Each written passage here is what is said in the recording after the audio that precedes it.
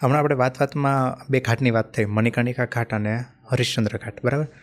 તો મણિકર્ણિકા ઘાટ છે એના વિશે ઘણી બધી જગ્યાએ બધું વાંચ્યું છે, જોયું છે, સાંભળ્યું છે કે એને આમ કહેવાય ને કે લાઈફ અને ડેથ, જીવન અને મૃત્યુને તે અલગ રીતે જ જોવામાં આવે છે.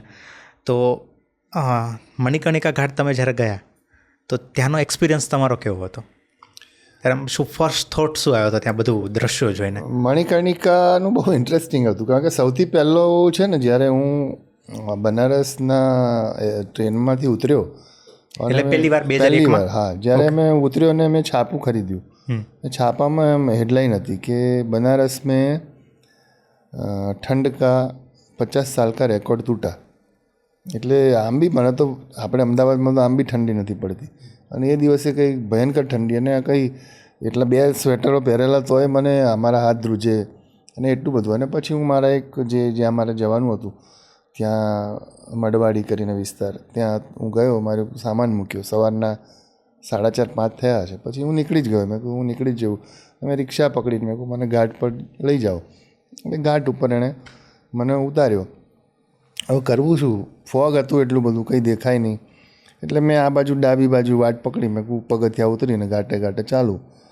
હું ચાલતો ચાલતો પછી જેમ જેમ માણસો થોડા થોડા દેખાતા ગયા આકૃતિઓ સ્વરૂપે, એ બધા જોતાં જોતાં હું ચાલ્યો. વચ્ચે વચ્ચે ઈચ્છા થઈ ત્યાં એકાદ ક્લિક પણ કરી હશે.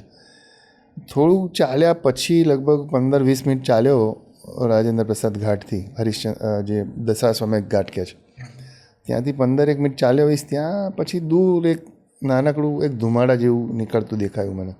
એટલે મેં કહું અહીંયા કંઈક મારે જો ઠંડી બહુ લાગે છે, ત્યાં કંઈક તાપણા જેવું લાગે છે.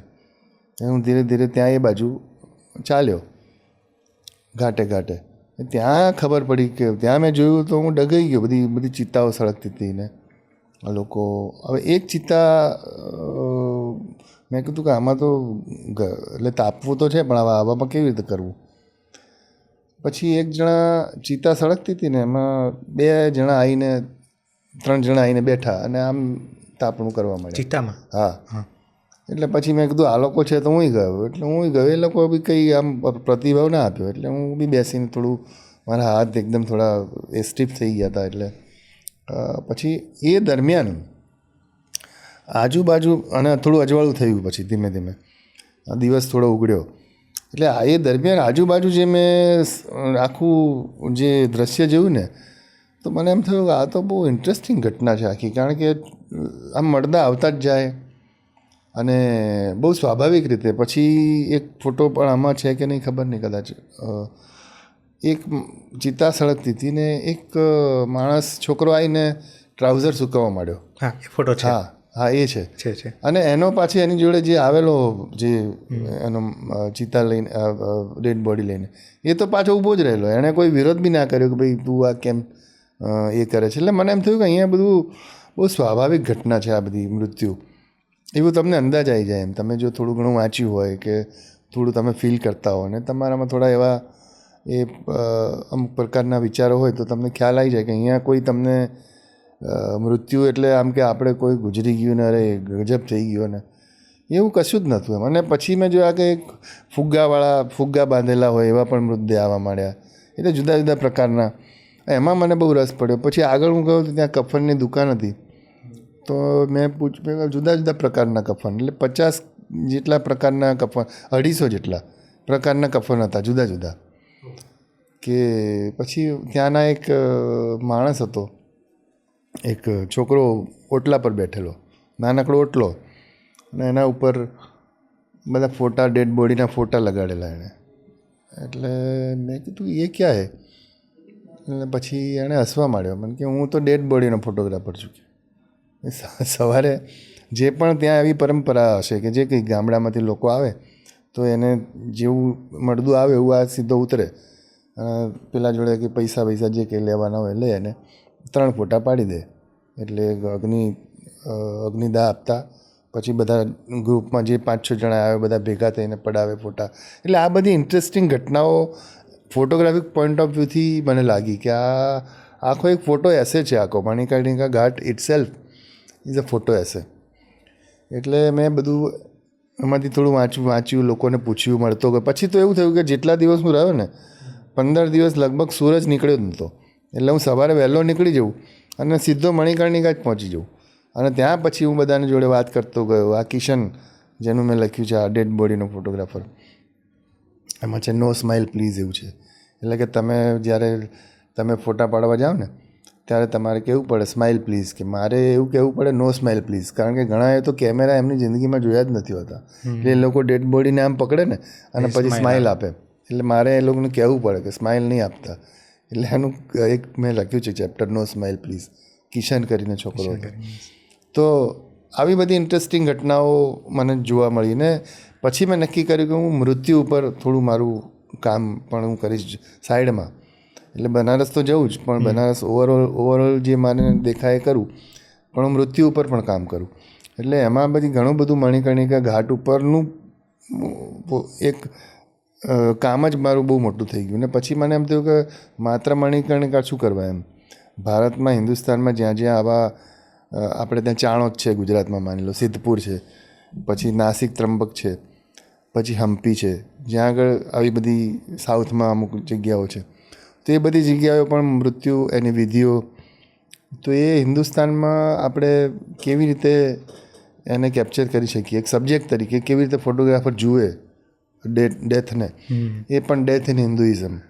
એટલે એવો એક સબ્જેક્ટ ચાલુ છે મારો, પત્યું નથી કામ હજી, પણ હું ફરું છું એના માટે. જ્યારે પણ મને ટાઈમ મળે ત્યારે હું બધું જતો હોઉં છું. હવે શ્રાદ્ધના દિવસો આવશે ત્યારે હું ચાણોદ જઈશ, ત્યારે મને બધું મળે. એટલે મૃત્યુ એટલે નોટ ઓનલી ડેડ બોડી કે એ, પણ એક જુદા પ્રકારની મૃત્યુ સાથે સંકળાયેલી એક્ટિવિટીઓ.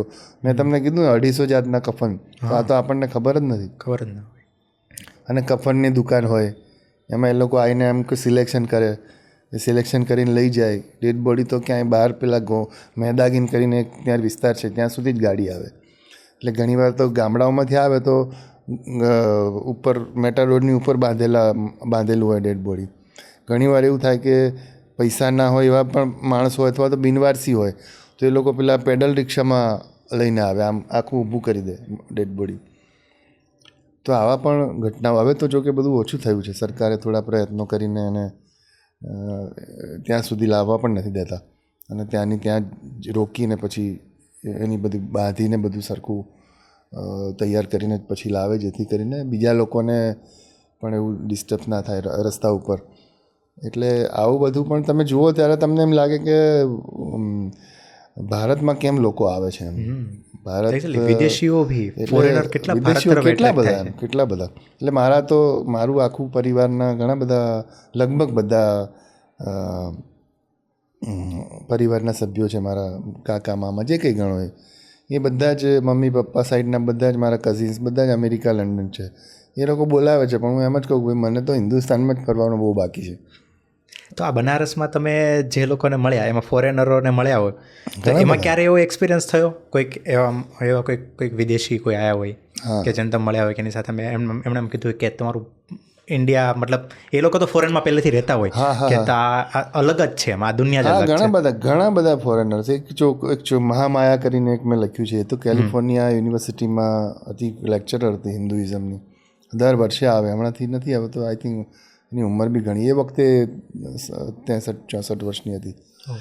તો એ આવીને અહીંયા સોશિયલ વર્કનું કામ કરે, મેડિટેશન કરે. તો મેડિટેશન માટે તો અત્યારે બહુ જ આવે છે લોકો. આપણી હિન્દુ સંસ્કૃતિમાં મેડિટેશન શીખવા માટે, યોગ શીખવા માટે, સંસ્કૃત શીખવા માટે, બિલકુલ સંસ્કૃત શીખવા માટે, હિન્દી શીખવા માટે.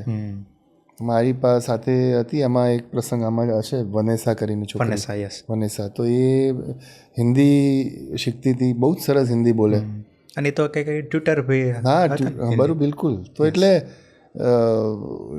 સંગીત માટે ઘણા આવે છે શીખવા માટે, ઘણા બધા લોકો.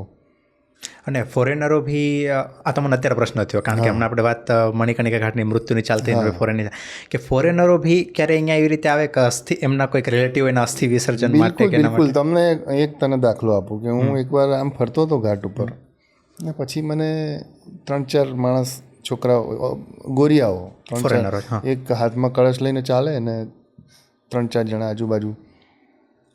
એટલે હું નજીક ગયો, મેં કીધું આ ભાઈને જોયેલા છે. હવે ફોરેનરને તો ક્યાં જોયેલા હોય આપણે કોઈ. પછી મને અચાનક લાઇટ થઈ. મેં કીધું આ તો સ્ટીવ વોચ છે, ઓસ્ટ્રેલિયાનો કેપ્ટન હતો એ. Captain Australian cricketer. હા હા. તો એ લઈને અમે એ કોઈક બ્રાહ્મણને શોધતો હતો. હવે એણે કંઈક ટાઈમ આપ્યો હશે કે જે હશે. પછી મેં એને ઊભો રાખ્યો. મેં કીધું હું તમારો ફેન છું ને બધી વાત કરી આમ તેમ. પછી એણે કીધું કે મારા જે અમે હોટલમાં ઉતર્યા ને એમણે એક બ્રાહ્મણ કરી આપ્યો છે અને મારો એક ફ્રેન્ડ છે ઓસ્ટ્રેલિયામાં હતો, એ એક્સપાયર થઈ ગયો, પણ એની એવી ઈચ્છા હતી કે હું ગુજરી જાઉં તો મારા અસ્થિ બનારસમાં પધરાવા. એ રેગ્યુલર આવતો હતો, પણ કે એ બ્રાહ્મણ કંઈ પત્તો નથી ને હવે તો હું શું કરું મને ખબર નથી, એટલે હું ફરી રહ્યો છું. એટલે મેં પછી એક બીજા મારા જે ચોબા હોય એ લોકોને એક મારા સંપર્કમાં હતા, 2-3 નજીકમાં જ હતા, એટલે મેં બોલાય. મેં કીધું આ બહુ મોટો માણસ છે અને તમે સારી રીતે પૂજા કરાવો અને હું આવું. અને પછી એણે બોટમાં અમે લોકો ગયા, એની જોડે હું પણ બાજુની 2 બોટો અમે કરેલી. અને એણે કીધું કે યાર વોટ એ કન્ટ્રી, એમ કે આની આંખમાં આંસુ મેં જોયા અને આમ ચાલ્યા જાય એમ આંખમાંથી આંસુ. કે કેવો કન્ટ્રી છે આ, કે અત્યાર સુધી અમે તો કે મેચ રમ્યા સ્ટેડિયમમાં અને જતા રહ્યા પાછા, પણ આ ભારત તો અમે જોયું જ નથી ક્યારે. ને એનો મને આજીવન અફસોસ રહેશે. ને મારો ફ્રેન્ડ કોઈ સ્ટીફન કે નામ બોલ્યો, હું એનો આભારી રહીશ કે મને આ અમદાવાદ હિન્દુસ્તાનમાં આવી જગ્યા જોવા મળી એમ. બનારસ. એટલે આવા તો કેટલા લોકો આવતા હશે, કેટલા લોકો આવે છે. ઘણા બધા લોકો ફિલ્મના શૂટિંગ માટે આવે. હવે તો બધું બહુ કોમન થઈ ગયું છે. એટલે અસંખ્ય લોકો. અને તમે આમાં કેવું છે કે એ લોકોને પણ ઘણું કહેવું હોય, એ લોકો કોને કહે અથવા કોને પૂછે.